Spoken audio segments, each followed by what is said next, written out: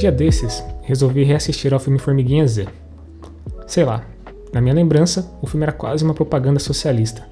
A história de uma formiga que, ao questionar o seu papel de classe, inspira uma revolução, derruba a monarquia e liberta a classe operária em sua colônia. Bom, isso é o que eu achava que eu ia ver, mas fui pego de surpresa por algo muito, muito pior. Para entender do que eu tô falando, vamos esmiuçar esse enredo.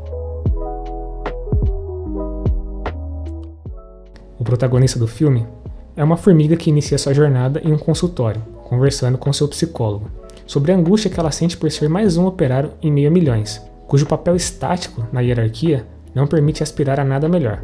Para resolver esse problema, o psicólogo indica rapidamente a solução. Z precisa se entender como uma parte insignificante de um todo muito maior.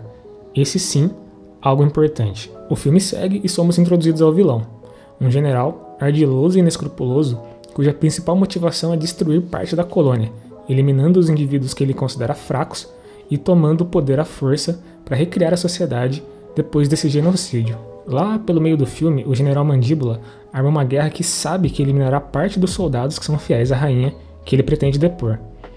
Mas apenas um soldado consegue retornar, e esse soldado é o nosso protagonista. Acontece que Z, segundo as rígidas regras da colônia, não poderia jamais ter participado dessa batalha.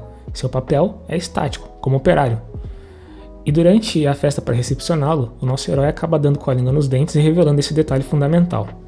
Isso é o suficiente para que a prisão dele seja decretada imediatamente, porém, em uma manobra ele consegue se desvencilhar e sequestrar a princesa e fugir da colônia. Rapidamente, a notícia de que um operário havia desafiado as rígidas normas hierárquicas e lutado a guerra se espalha pela colônia. Isso é o suficiente para que as demais formigas iniciem uma greve de caráter revolucionário. Sim, é verdade que elas não tinham uma demanda específica ou um conjunto de reivindicações, mas durante a revolta, as palavras de ordem dão um tom de que os operários estão dispostos a subverter completamente o sistema político. Uma delas chega mesmo a dizer: são os operários que controlam os meios de produção. Esse tal de Z está liderando uma revolução. Infelizmente, assim como na vida real, a greve é suplantada com meia dúzia de promessas vazias, feitas pelo general, e acolhidas por revoltosos que, claro, eram pelegos. Paralelo a esses acontecimentos na colônia, Z e a princesa se dirigem a um lugar chamado Insetopia, onde a comida é abundante, os habitantes trabalham o mínimo possível e vivem drogados. Com tamanha abundância e tempo, os dois acabam iniciando um romance, que logo é interrompido pelos lacaios do general, que são designados para encontrar a princesa e levá-la de volta. E é isso que acaba acontecendo. Agora, motivado pelos seus sentimentos, Z decide abandonar a Insetopia e reencontrar o amor da sua vida na colônia que ele decidiu abandonar. Ao retornar, Z descobre os planos de aniquilação do vilão, liberta a princesa do cárcere, mata o vilão e salva a colônia do genocídio. Parece um final perfeito, feliz e sem vícios, mas a gente precisa olhar com um pouquinho mais de detalhe. Afinal, é neles que o diabo mora, ou é nos diabos que moram os detalhes, ou nos detalhes diabólicos que... Bom, você entendeu o que eu estou tentando dizer. É aquele ditado lá. Descrito da forma resumida como eu descrevi, a história de Formiguinha Z parece não ter nada de diferente ou de interessante a se observar. E vou além, dá até para se passar por uma alegoria sobre estrutura social, até mesmo simpáticas ideias socialistas e revolucionárias. E é sério, teve analista de direita chamando o filme de propaganda marxista. Mas como eu já disse, precisamos olhar com mais atenção, precisamos ressaltar os detalhes. Começando logo pelo final do filme, nós temos um monólogo quase insuportável do protagonista do filme. Z nos explica tudo o que mudou depois da longa jornada vivida até ali e pasmem, absolutamente nada mudou. A monarquia continua a mesma, a divisão de classes e a exploração continua a mesma, a única coisa que de fato melhorou foi a fama do protagonista e o fato de que ele agora planeja ter uma família e se casar com a princesa. A mensagem que parece ser deixada é a de que, em relação ao coletivo, nada precisa ser mudado. Bastava que o protagonista resolvesse sua vida amorosa que tudo ficaria bem, e que dessa forma ele poderia aceitar sua natureza e lugar pré-determinado. Talvez nesse momento a gente se pergunte, mas e Insetopia? Por que o protagonista não voltou para o lugar que lhe pareceu melhor anteriormente? É importante ressaltar que, quando os personagens principais conheceram Insetopia, que nessa história na verdade é uma metáfora distorcida de um regime socialista, fica nítida a reprovação de Z em relação aos habitantes do lugar, a forma como o lugar se organiza. Representados como ripongas e preguiçosos, esses habitantes literalmente são retratados como pragas e chamados assim por Z, pouco antes dele abandoná-los. O protagonista escolhe viver na colônia e rejeita a sociedade sem classes.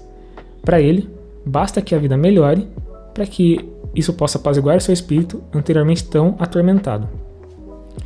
Acho que já ficou claro que a mensagem contida nesse filme passa longe de ser algo como uma propaganda marxista. Na verdade, se assim o fosse, o protagonista Z terminaria o filme degolando a família real e seus lacaios, eliminando as classes da colônia e estabelecendo um sistema de trabalho justo e racional para sustentar o modo de vida na colônia. E o que vemos é exatamente o oposto. Bom, mas se o filme não é uma propaganda marxista, será que os roteiristas e diretores planejaram deliberadamente produzir uma peça de propaganda burguesa camuflada de filme revolucionário? Sim, não, mais ou menos. Calma aí que eu vou explicar melhor.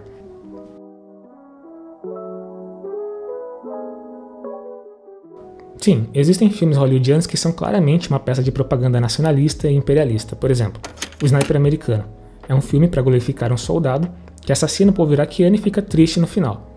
Ou então, Independence Day, que é um filme sobre o heroísmo dos norte-americanos que enfrentam alienígenas super tecnológicos usando aviões velhos. E como esse, existem muitos outros exemplos. Porém, existe algo maior, consideravelmente mais importante, exercendo influência sobre toda e qualquer produção cultural do planeta. E essa coisa é nada mais, nada menos do que as próprias condições materiais na qual toda a sociedade se sustenta. Para explicar isso melhor, eu vou usar as palavras de Marx no livro A Ideologia Alemã. Tem um trecho lá na página 47 que diz assim: as ideias da classe dominante são, em cada época, as ideias dominantes. Isto é, a classe que é a força material dominante da sociedade é, ao mesmo tempo, sua força espiritual dominante. A classe que tem à sua disposição os meios da produção material dispõe também dos meios da produção espiritual, de modo que a ela estão submetidos aproximadamente, ao mesmo tempo, os pensamentos daqueles aos quais faltam os meios da produção espiritual. As ideias dominantes não são nada mais do que a expressão ideal das relações materiais dominantes. São as relações materiais dominantes apreendidas como ideias. Portanto, são a expressão das relações que fazem de uma classe a classe dominante. São as ideias da sua dominação. Se concordarmos com essas premissas, é impossível deixar de notar que a influência da ideologia burguesa só pode ser evitada por aqueles que estejam conscientes dessa influência. Do contrário, toda e qualquer obra irá reverberar essa ideologia, quer queira, quer não. E é por isso que é impossível dizermos com toda certeza que Formiguinha Z foi deliberadamente pensado para ser o que é, uma propaganda reacionária disfarçada.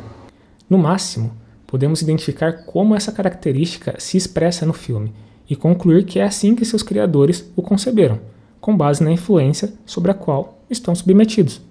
Não é para queimar os DVDs do filme Formiguinha Z em praça pública, mas é importante compreender como a ideologia burguesa é preponderante e como ela se expressa em lugares onde nem podemos imaginar, até mesmo em um filme bobo sobre formigas em uma colônia.